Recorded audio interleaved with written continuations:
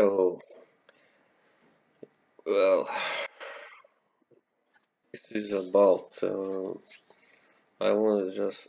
I was looking through the boxing schedule of this month, and I noticed that a few fighters whom I thought were retired already are supposed to fight.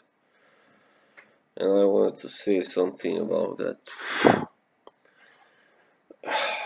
You know, before in the old days, when you were 40 years old, you were done. There's no way that you really seldom could find people fighting even past the age of 35, especially 40. But today there are so many actually that keep fighting until they are like 45, 46, and even 50, like Bernard Hopkins, for instance.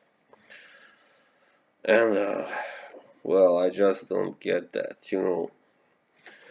Of course, this is something that sticks in your blood.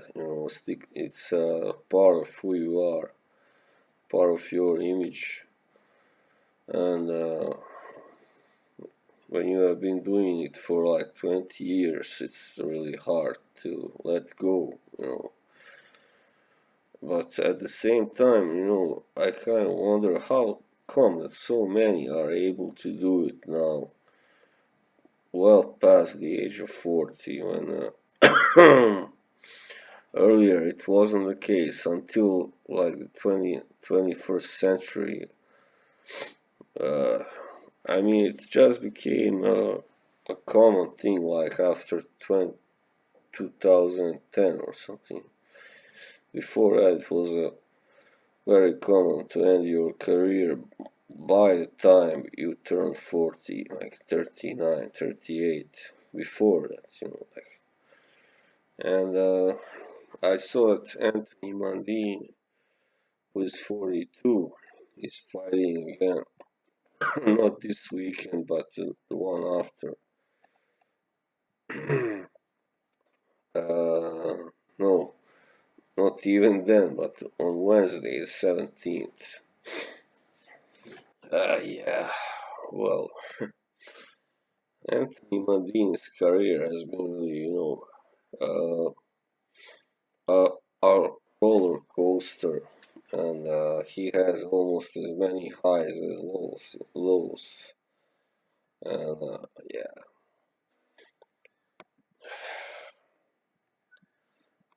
I just don't know why he continues fighting, doing it the painful way instead of just concentrating on either training or doing something else, something media related. Because he always was a very popular, even though a very polarizing figure, of course, also. But yeah, this guy is really strange. I mean, but anyway, what I have wanted to say, how come that so many are now fighting and successfully even past the age of 40? Well, I believe there is something to it. Perhaps the medical part of boxing has gotten better. I'm not sure. Perhaps. But I would say that today there's so much cheating going on, really, and both the stuff with the making weight and weigh-ins, before the fights. Uh,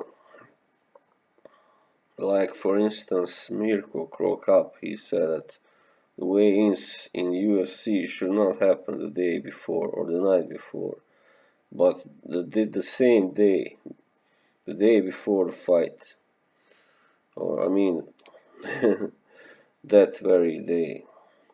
And I think it should be the same in boxing because you got people like who fight somebody smaller than them naturally, but they get they lose weight, they find a way to just make the weight for weighing, and then they get, really, or they rehydrate to their normal size or weight, and they even get bigger actually after they rehydrate. So you got fighters that are like, for instance, should be in the light heavyweight division, and they are fighting middleweights, or even junior middleweights perhaps sometimes. A lot of these, if you take a look at the middle division, you got guys that are 6'3" fighting at light middleweight, or and that you really couldn't see much before, if at all. You got, like, for instance, who is the best junior middleweights right now are like Jermel Charles, who is 6 feet, I believe, tall, and then you got Jared Hurd, who is 6'1", and and only a few years back you had like people who were, for instance, Winky Wright, 5'9" or whatever, something like that. He's, and Shane Mosley also, and Fernando Vargas, 5'10". So it's obvious something is amiss here. You got people that are actually should fight at a higher division, fighting below their natural division, the weight. Yeah. And the heavyweights, of course, only seem to be getting bigger, 6'7", 6'8", 6'9". I don't like that, really. I don't. But that's the way it goes, People just want bigger and bigger fighters, but they forget they are not so nimble, they are not so fast, or they are quite clumsy on their feet, and very often that makes for a bad fight, poor, boring fight. When they can't land that big punch and knock out their opponents, then they tend to tire in the late rounds, and then they just grab and hold, and it turns into a really ugly fight, like we saw, for instance, Hughie Fury, when he fought Joseph Parker. He's 6'6", and neither man could score a knockout. And even though Parker is 6'4", he's also very big, muscular man. Yeah. So anyway, there are also, this weekend there is a guy who is a 45, I think, Lalenga Mo. And this guy, I think he started fighting professionally, let's see, in 1991. Holy shit. So now in May it will be 27 years since this guy turned pro. And he is 45, but he'll be 46 in April. And this guy was already kind of, when he fought David Haye, I know, in 2003, already then he was like a veteran. So there is something fishy going on here. I think these guys are for sure not completely clean. There must be.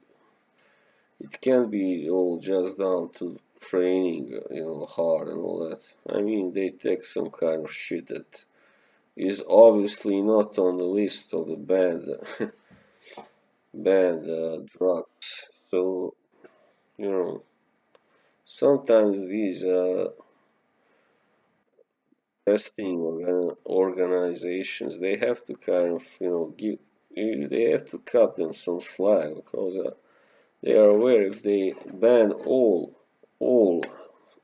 illegal substances, or all kind of substances that help you, either lose weight or gain more muscles, or and then they know that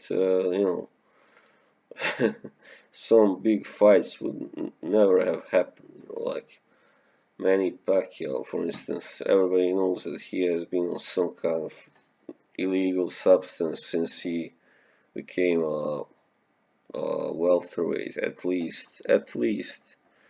But everybody just ignored that.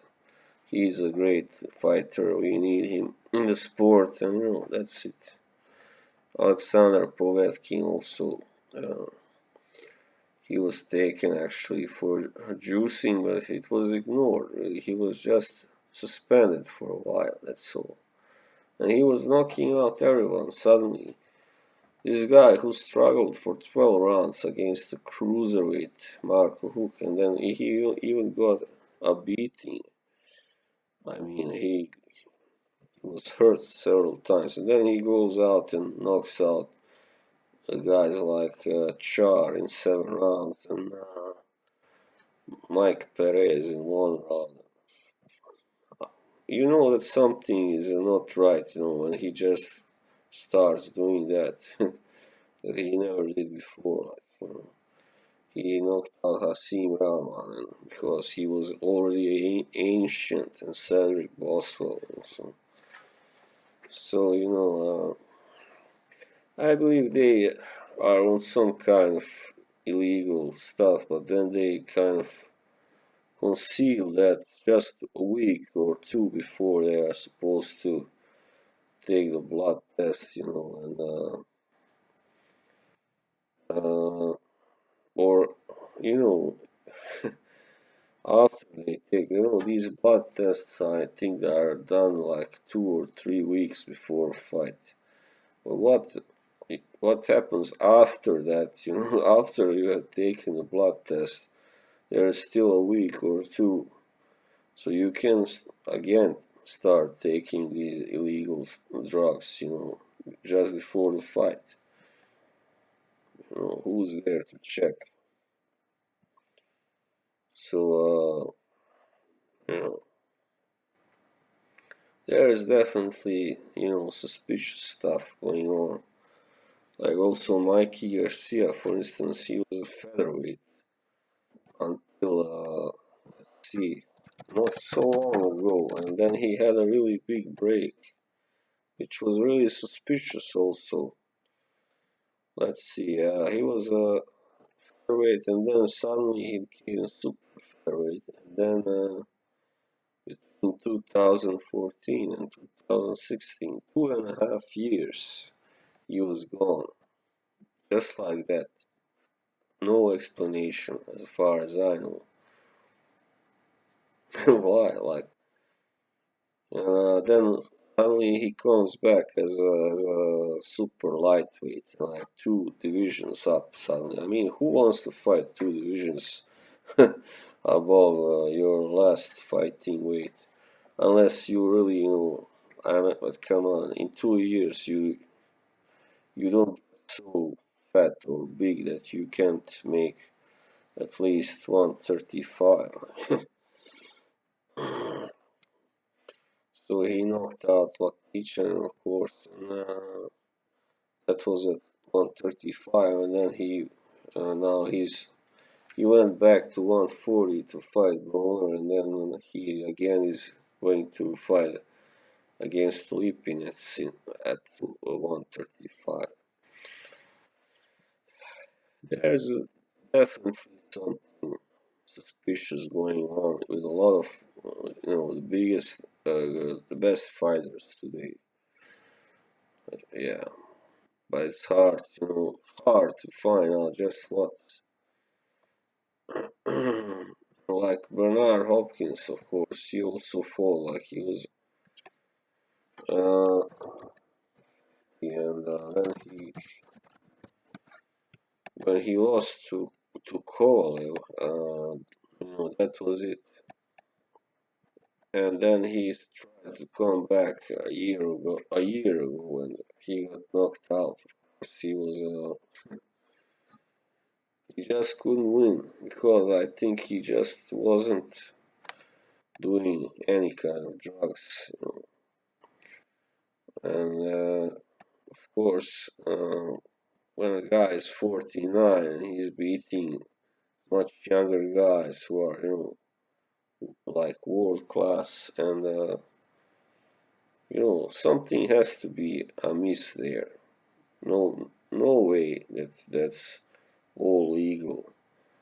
When people say he's timeless, he's a warrior, that's just bullshit, of course, just bullshit. So, yeah, it was like, in a nutshell, what I wanted to talk about. See you, bye bye.